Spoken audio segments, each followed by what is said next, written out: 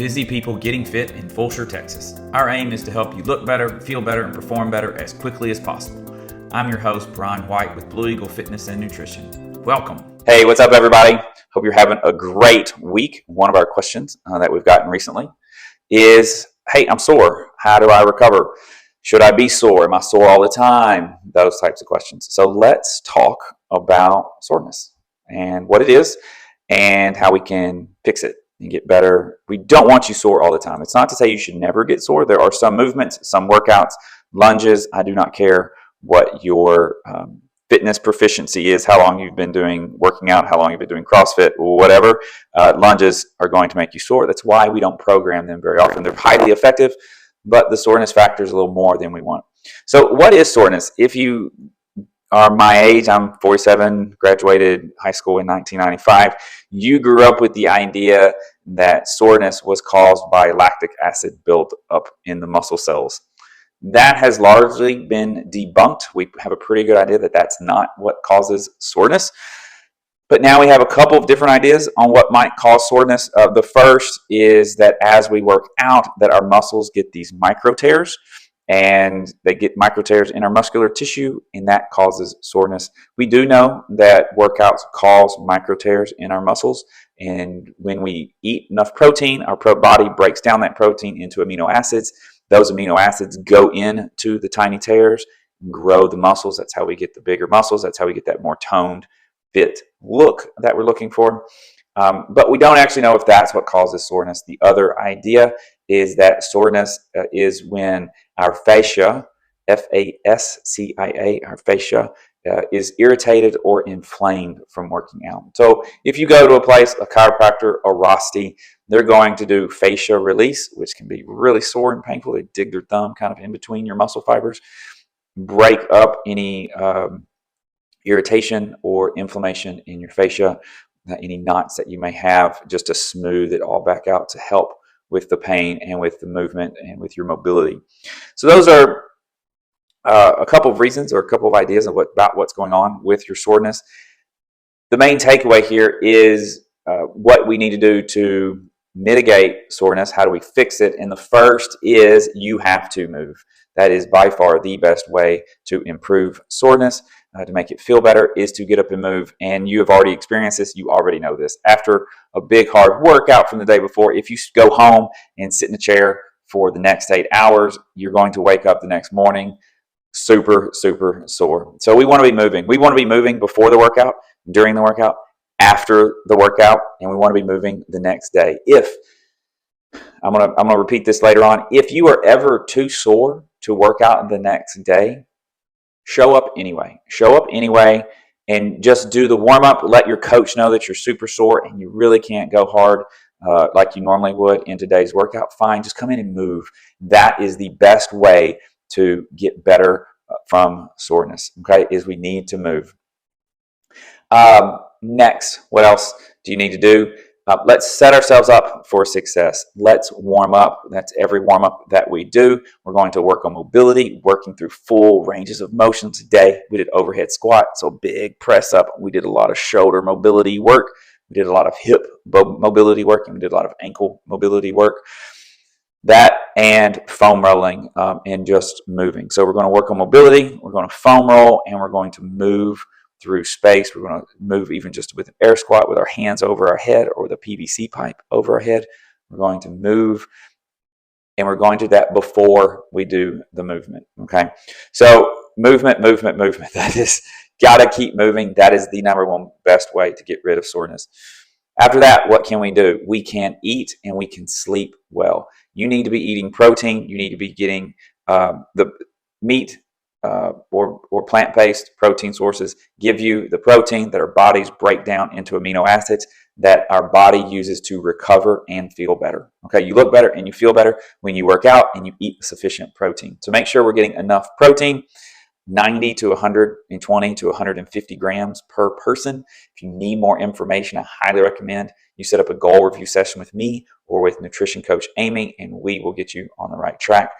Also need to be eating plenty of fruits and vegetables. Those fruits and vegetables are where we get our our vitamins and our minerals that our body needs to recover. Okay, so we need protein, we need vitamins, we need minerals. So we get that from lean meats, protein-based, plant-based protein sources, and fruits and vegetables. Okay, so now that we're sleep. How much? If you're getting 4 to 6 hours of sleep, you're going to be sore, you're going to be tired, you're going to be cranky, and it's hard to recover. That is true. So there's this balance of I want you to move all day when you're awake, but when we're asleep, we need sleep. I know you're not moving, and I know it's the opposite of movement. You need sleep. Your body needs that sleep, that opportunity to recover. We should be getting 8.5 hours of sleep opportunity. Sleep opportunity is when the light goes off to when the alarm goes on. Now, we can't always control what happens, exactly how many hours of sleep we get during that time, but we can control our sleep opportunity. Again, if you're having a problem with sleep, set up a goal review session. I've got 31 great ideas to help you get to better faster, stay in bed longer, and get better sleep in between. So we need to eat well and we need to sleep well. Next is you need to move. If I said this before, you need to move. This is the next day. The next day you need to move. Again, if you feel like you're too sore to work out, show up anyway. Let your coach know. Let your coach know that you're just there to move. You may not even use any weights, but we need to move through that full range of motion. Now I'm going to give you a tip on what not to do. Okay, if you're super sore, you should not be taking medicine, pain relief medicine. Pain relief medicine helps with pain. It does. If you are so incredibly sore that it is painful to move and so painful to move that you refuse to move, then we can take ibuprofen or Tylenol. Other than that, we don't want to be taking medicine. And the reason is because ibuprofen, NSAIDs, N-S-A-I-D-S, NSAIDs, such as ibuprofen, they can reduce the feeling of soreness, but they actually stop healing. They stop the healing process because in order for you to heal, you need blood flow. Okay, so we're talking about adding heat and adding movement into an area. We want extra blood flow. And what those medicines do is that they prevent blood flow, which prevents the pain, but they also prevent healing. So we want to stay away from those. We want to stay from any type of ingested medicine. Instead, we want to move. We want to foam roll. We want to make sure we're eating lean meats, fruits, and vegetables, and we want to make sure we're getting plenty of sleep, ideally 8.5 hours of sleep opportunity. The last is, what if it's more than just soreness? So is it an injury? So how can you tell if it's a difference between an injury or just painful soreness? A couple of different things to consider. First of all, if you have any questions, then go see a trained sports therapist. I will tell you from my experience, if you go see the urgent care or your general physician, they're going to tell you to not do anything for 6 weeks, and that is the opposite of what you need to be doing. Go see a sports therapist who might be able to help. But for your benefit, how can you better tell the difference between soreness, general soreness, and a specific injury? The first is if you feel soreness on both sides of your body, or that it's radiating over a larger area, then that's more likely to be sore pain, but not likely to be an injury. Okay, so an injury is much more likely to be like in one particular hamstring, while your other hamstring feels perfectly fine. But if you wake up and both hamstrings are sore, and we did a posterior chain workout such as deadlifts or cleans, then that is general soreness, and that's what we're going to work through. Also, injuries, you will know the moment that you got injured. Injuries, if this is it's happened over 2 days and now we got that DOMS, that delayed onset muscle soreness, that's not an injury. An injury, like, again, imagine you break a bone, like your body says, hey dude, we broke a bone, right? And we need to get this taken care of now. It's not 2 days, hey, yeah, my body now hurts in my arm that's dangling from itself. That's how it's another way you can tell the difference between injury and soreness is, can you tell at the specific moment in time when that shooting acute pain occurred? That can be the sign of an injury and not necessarily soreness. Okay, so I hope this helps. If you take nothing away from this conversation, take away this. Move. Movement is better. Moving before the workout will prep you for the workout. Getting warm for the workout will prep you for the workout.